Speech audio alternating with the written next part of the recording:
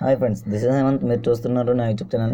ఇప్పుడు ఈ వీడియోలో ఏం చెప్తానంటే పేటీఎం కేవైసీ ఎలా చేసుకోవాలో, మన సెల్ఫ్ కానీ మన ఫ్యామిలీ మెంబర్స్ ఎవరైనా పేటీఎం కేవైసీ చేయడం ఎలా, దాని వచ్చే బెనిఫిట్స్ అవన్నీ చెప్తాను. ఫస్ట్ పేటీఎం ఓపెన్ చేస్తాం ఫ్రెండ్స్.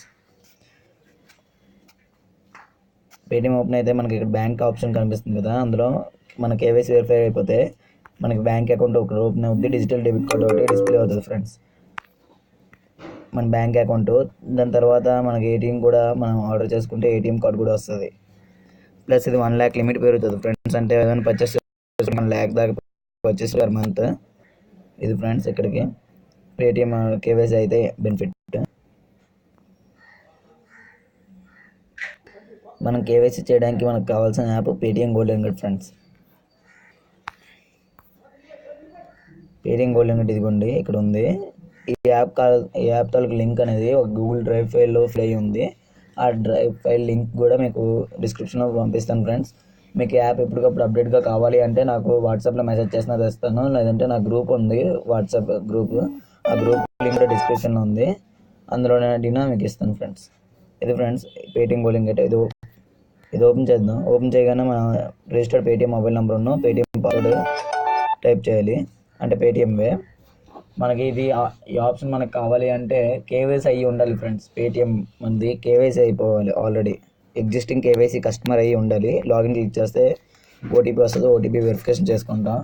మీకు కూడా సేమ్ ఇలానే వస్తుంది. ఫస్ట్ టైం మీరు ఈ యాప్ ఓపెన్ చేస్తున్నారు అంటే దాని తాలూకా ఫైల్స్ అన్నీ అలో చేస్తారు, అలో మీడియా, అలో నోటిఫికేషన్స్ అవన్నీ వెరిఫై చేసుకుంటాం ఫ్రెండ్స్. వెరిఫై చేసిన తర్వాత నాకు డైరెక్ట్గా లాగిన్ అయిపోద్ది. మీకు అలా రాదు, టర్మ్స్ అండ్ కండిషన్స్ వచ్చి కేవైసీకి ఎంత వస్తుంది అవన్నీ మీకు చూపిస్తుంది.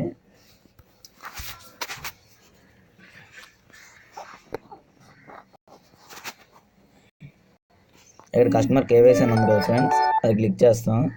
అంటే ఎవరైనా కస్టమర్ని కేవైసీ చేయడానికి ఇక్కడ వాళ్ళ mobile number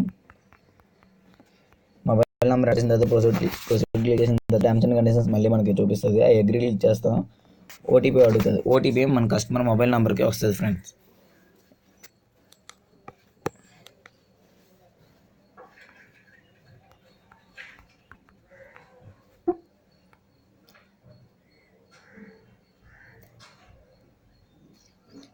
OTP friends, OTP enter చేస్తాం. కేవైసీ లీడ్ క్రియేటెడ్, అది క్లిక్ చేసిన తర్వాత కస్టమర్ ఆధార్ నంబర్